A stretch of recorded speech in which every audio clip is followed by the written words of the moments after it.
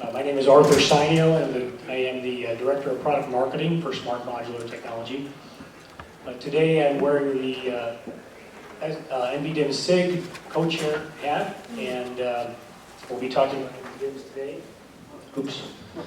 So this is a perfect example of power outage, and I noticed the demos in the back, we're doing backups, so all that data is safe on those NVDIMMs. Which is exactly why we're being adopted. So we do see a lot of market projection going forward. I know Jim Handy's been forecasting NVDIMMs, so thank you, Jim, for that. A lot of work going on in the industry. So in the years past at this function, we've heard presentations from NVDIMM vendors talking about how NVDIMMs work.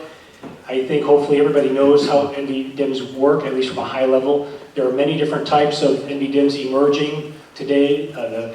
Jonathan's here from JEDEC.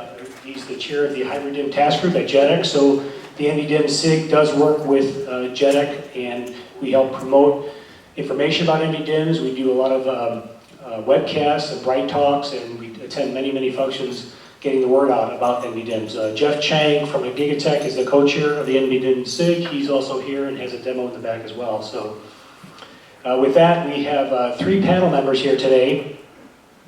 Let me give you an overview here. So first we have Amit Golander. He is from a company called Plexistor. And I'll introduce each panel member as they come up here. So Amit has a very rich background of R&D, leading global hardware and software technical teams. He has over 15 technical papers published and has 35 patents so far. He also has a PhD in computer architecture and a very diverse work experience and background in storage, servers, and networking. So he'll be talking about his new storage-defined memory file system that they recently introduced in December. And that does take advantage of NVDIMM-N type, and that's the demo, one of the demos that are running in the back there. So with that, Amit?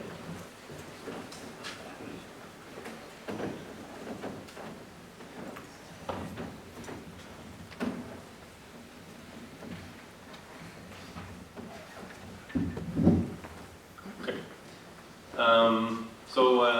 Thank you, Paul. This is my 3rd year here.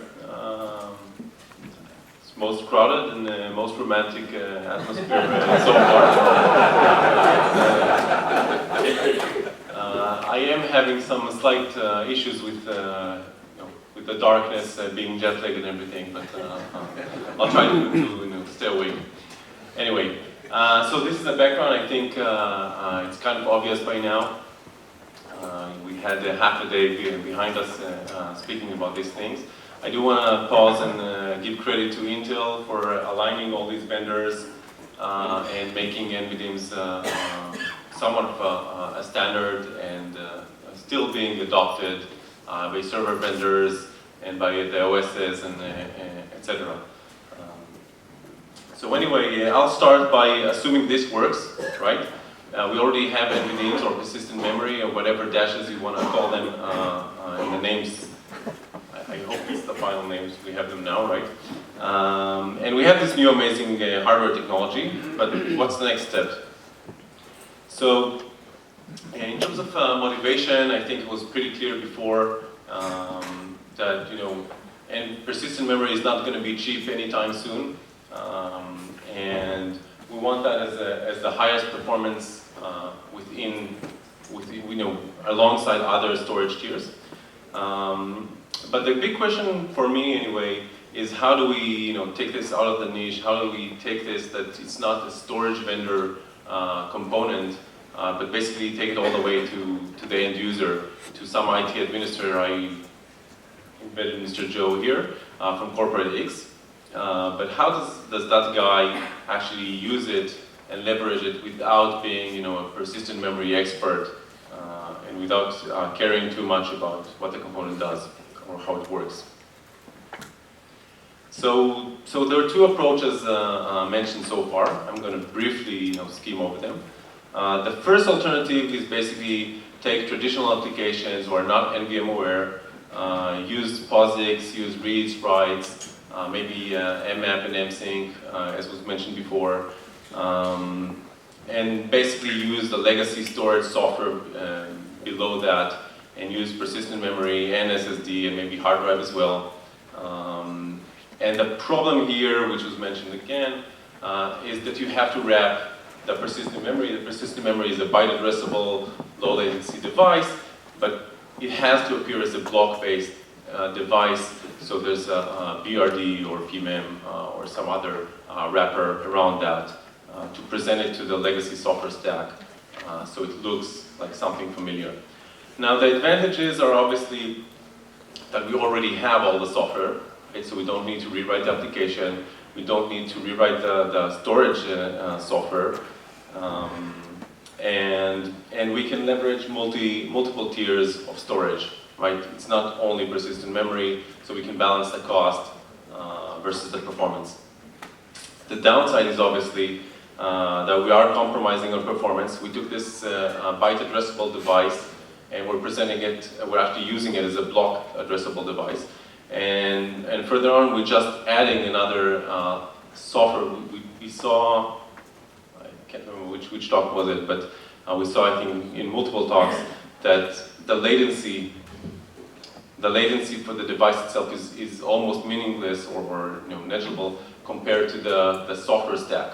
And what we're doing here, we're basically taking the persistent memory, which is almost zero latency, and adding another wrapper around that, and adding all the 6 or more or less layers of traditional I/O stack within the OS. So it's not very efficient, and it's also, because it's not efficient, we're not making efficient use of the resources, we're spending money. The second approach, which was also mentioned, is the NVM Program Model, so a new program model. We rewrite the application, so we have now NVM-aware applications, and we're using some direct access file system below that and using the persistent memory directly. I think the advantages here were stated before as well. It's very fast. It's the fastest way to actually approach the media. The application does that directly for reads and writes, for loads and stores actually. And it uses the byte addressability or the cache line addressability of the device. So those are nice attributes. The downside obviously is that you have to rewrite your application. Not only rewrite your application, but you need to take ownership of the data services that usually were in the storage stack. And you need to do that with a new program model, which with the help of compiler support, with library support, is a bit easier, but still quite a big task. It's also quite expensive because currently there's no way of mix and matching different tiers, so you have to use persistent memory as the sole media. So from Joe's perspective, okay, coming back to corporate X, this is very nice, right? So let's assume someone rewrote the applications, but now it has to decide for each application which server is the best fit and how to configure this different platforms per application, right? So it's not the most convenient thing to do. What software, by the way, not storage. What software-defined memory, or SDM in short, basically stands for is a unified platform where you can basically do both. Each application can run on whatever program model they like, so either POSIX or a NVM program model.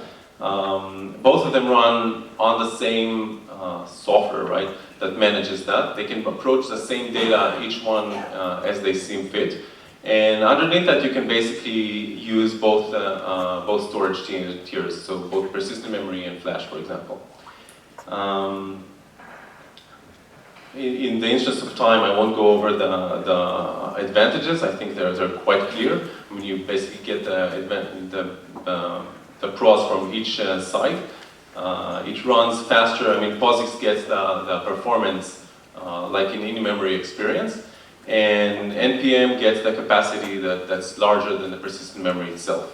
And then there's also the fact that you can, again, use different applications to access the same data in different manners, in different program models at the same time. On the downside, obviously, there's the kernel stuff, the kernel adoption and the OS adoption. of the required patches to support that, and hopefully that will go away with time. So I think we basically achieved, with SDM we achieved what we wanted in the first place, right? We get this new hardware technology, we have the right software for it, and basically it's invisible to Joe. It doesn't have to care which application runs where. It seems kind of the same. It's abstracted.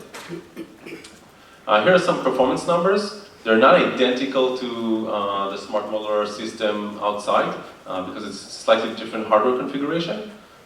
There's also not the pressure that it has to run in several seconds, so this runs longer than that. And basically what you can see is, if you can see 2 or 3 orders of magnitude improvement both in the operations per second and at the same time on the latency front, right? So probably not a lot of applications can know what to do with 5 million IOPS, and this is a single socket, mid-range, nothing fancy. But the latency is important, right? So you can have 1 microsecond, 2 microsecond latency, depending on the load, maybe 3 or 4. But basically you have almost instant response. You don't need to use libaio or asynchronous I/O or stuff like that.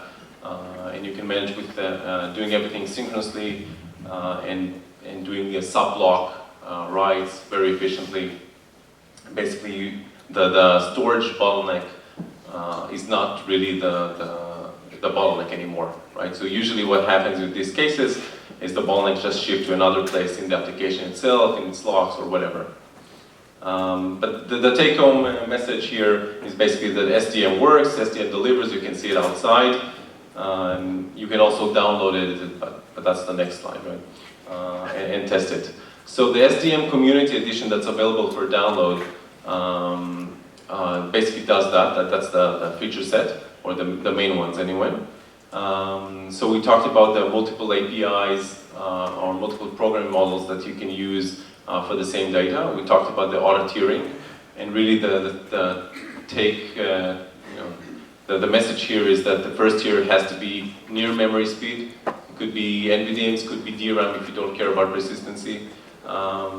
Could be other forms in the futures of persistent memory. And then the second tier has to be, well, first of all, it's optional. You don't have to have a second tier. But I guess for economical reasons, most people eventually will have that. And then you can use either local storage, SSDs, NVMEs, NVMe over Fabric, Loon from all flash array, doesn't really matter. I mean, it matters for performance, but the system, the software is flexible and can accommodate that. And then there's one thing that wasn't mentioned so far, so I'll stop and talk about that, as the data migration across platforms. So one thing that we've seen, we started our development with DDR3 servers, and obviously you can't take a DDR3 NVDIMM and just plug it into a DDR4 server and take all those 8 cards with you and migrate to a new server. So we put in this feature, and it's also going to be useful for when you migrate from Haskell or Broadwell to Skylake, and the memory controller basically changes, and the data doesn't move as is. So we added that feature for future migration, and then some NUM optimizations, especially for high IOPS. May I have your attention, please?